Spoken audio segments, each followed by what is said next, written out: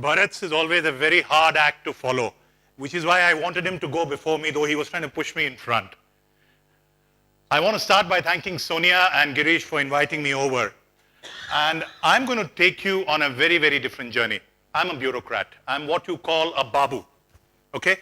And a babu is the equivalent of a four-letter word in India today, for good reason. There are many of us who steal, who loot, who rob the public treasury, and go away scot-free, unpunished.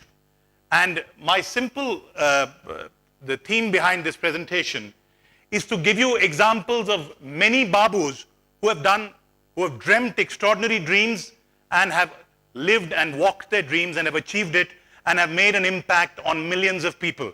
So it is usually intellectually fashionable to look at the bureaucrat through one lens. And I want to show you that there is another side of the story, and that other side of the story also needs to be told. So I'm calling it dream governance. I wanted to call it dream nightmare, but she insisted I should call it dream governance. And the title is In Defense of the Indefensible. Let me start by, by a quotation which I like from Inge. Inge talked about, when he wrote in his times, he said, James I and Louis XIV taught that the king could do no wrong, and their successors lost their heads. Hegel and his disciples taught that the state can do no wrong and plunged the world into war. Our doctrinaire Democrats teach that the majority can do no wrong and bid fair to wreck civilization completely. But our Democrats do wrong, and caught in the middle is the civil service and governance, and that is how many a times they like to dream, all of them like to dream, the dreams turn into nightmares. Okay. What are the challenges of dreaming inside government, or what are the challenges of transformational leadership inside government? I am willing to take a bet with any of you in this room, including Kishore Bayani and Ramesh Wangal, who are corporate leaders par excellence. Try reporting to a Pappu Yadav or a Lalu Yadav or a Sarah Palin and show market-like efficiency and market-like results when you are reporting to a political master. It is impossible to do it. Trust me, working in the IAS in the system is far harder than what many people from the outside would like to believe. You're always expected to deliver market-like results with your hands and feet tied behind your back. You are constantly under judiciary and media scrutiny. Media in particular, with all due respects to the friends from the media, I write regularly in the media. Media is perpetually looking for stories which says man bites dog. They do not want to report stories which says dog bites man. And the IAS works in situations such as these. And it's no wonder that corporate dreamers, and I have some examples for you here, many corporate dreamers who were huge successes inside the corporate sector failed completely when it came to the government. I have examples from India. You have T.T. Krishnamachari. You have Rusi Modi, who tried heading Air India. Yogi Deveshwar, all abysmal failures when they came into government. Likewise in America, you had Robert McNamara, who was a dreamer and probably the best chairman and CEO Ford Motors ever saw. When he moved on to the other side as Defense Secretary of the United States, he was one of the biggest disasters ever. Likewise, more recently, Paul O'Neill, who was George Bush the first Treasury Secretary, who was a disaster, whereas he was a huge success inside Alcoa. The point I'm trying to make is, it's all good and well to dream in the corporate sector and make a success of it, but dreaming inside the government often takes a different kind of a DNA. I'm going to give you examples of 6 different kinds of dreams dreamt by people you wouldn't have heard of. But every single one of them made a difference and touched the lives of millions of people. Let me start by one which I was privileged to be a part of. In 1996, India had a chief minister called Chandrababu Naidu. Many of you would remember him. He was then the toast to the media, and people said he's one of the best things ever to happen to India, and thrice he was offered the prime ministership and he declined.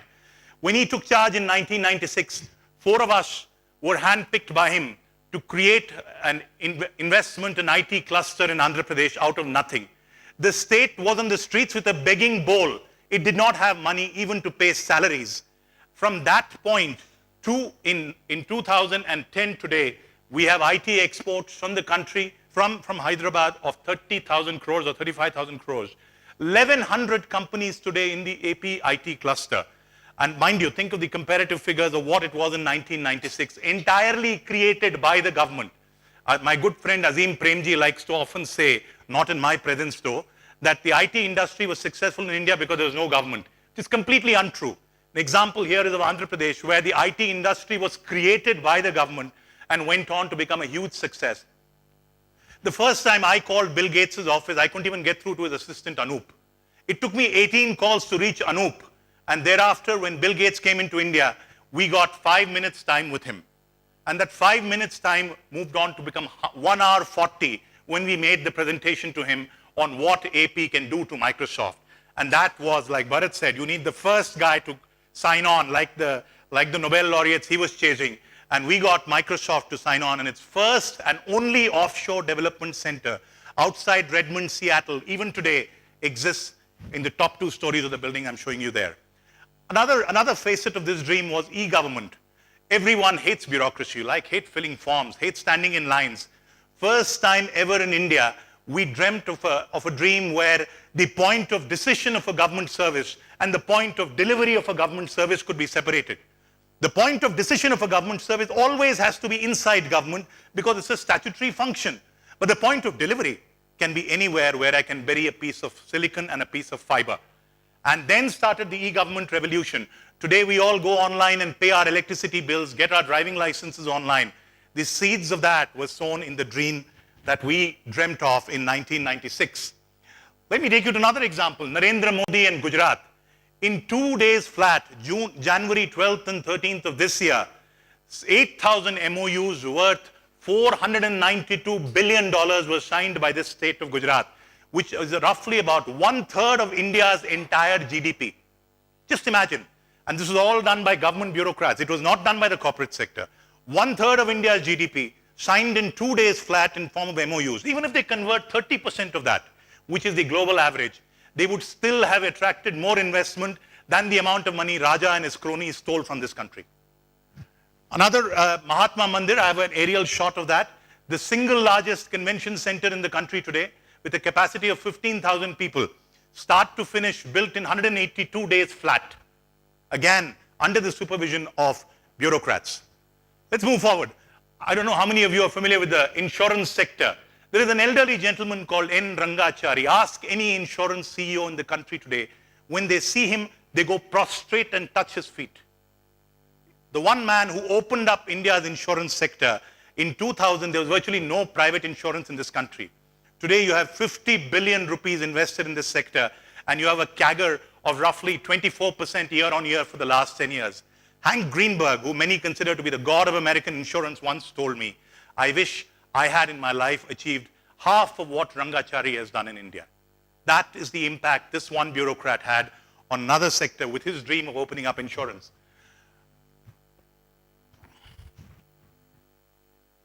In 1994, there was an outbreak of plague in Surat, and one officer was sent to go there when all others refused. His name was S.R. Rao. 130 square kilometers, 2.5 million people were potentially likely to be affected, and 56 people died. Almost was a complete breakdown of all municipal services, including waste collection, water. In 3 years, he brought the city back on its feet, so much so that it got voted by Intact to be the second cleanest city in India. And on all parameters that the World Bank was monitoring, Surat was amongst the top 1 or 2 in the world. Not just that, the indicators on disease surveillance that he developed in Surat were picked up internationally and till today are used by the World Bank. I don't know how many of you are familiar with Tirupati. Tirupati overtook the Vatican last year to become the richest temple in the world. It has about 25,000 to 1 lakh visitors every single day. Every single day. Till about a few years ago, people had to stand in inhuman cages for 2 to 3 days in order to get a few seconds darshan of the Lord. You would come in front of the deity for just a few seconds and fold your hands and you'd be asked to move because there was a queue of 2 or 3 days waiting behind you. And then went one officer called Dr. I.V. Subbarao, happens to be a PhD from the University of Pennsylvania, another IAS officer, who introduced a simple algorithm and a wristband which is bar-coded.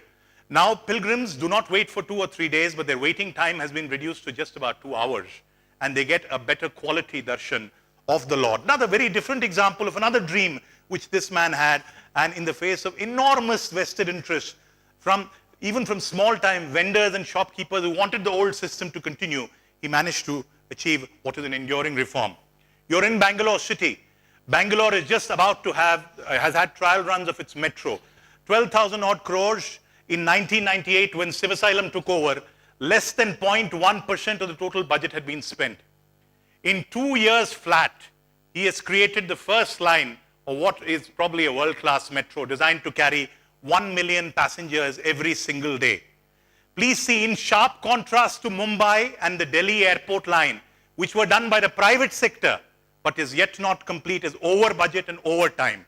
Here is an example of a metro which has been created under budget and is likely to be inaugurated within a month. Another example, Chennai Metro. Two governments and one Japanese government involved. It holds the record even today for the fastest financial close from DPR stage to approval by the Union Cabinet and the State Cabinet, and an 8,000 crore loan from the Japanese, all done in 13 months from start to finish. And who does this? One civil servant with a team of 30 people who had the dream of creating the most efficient metro in India. And this, every single tender awarded on this till date has been below the estimates put by the government, which is unthinkable. You look at any large infrastructure project in the world, you usually go over budget. Every single tender given out in the Chennai Metro till date has been within budget and under time, which is a record by itself. It all eventually comes down to leadership. As someone from my alma mater, George Bush, once said, our enemies are innovative and resourceful, and so are we. They never stop thinking about new ways to harm our country and our people, and neither do we. Eventually, a fundamental tenet that makes me wonder is, does every society get the leader that it deserves? I want to leave you with a prayer, my dream, which I often keep telling myself: how can transformational leaders inside government create a transformed India? And this is a dream, this is a prayer which I keep telling myself. I asked God for strength so that I might achieve. I was made weak so that I might learn humbly to obey. I asked for health that I might do greater things. I was given infirmity so that I might do better things. I asked for riches so that I might be happy. I was given poverty so that I might be wise. I asked for power that I might have the praise of men. I was given weakness so that I might feel the need for God. I asked for all things so that I might enjoy life. I was given life so that I might enjoy all things. I got nothing that I asked for, but everything that I hoped for. Almost despite myself, my unspoken prayers were answered. I am indeed amongst all men most richly blessed. My dream, ladies and gentlemen, is transformational leaders creating a transformed India. Thank you very much.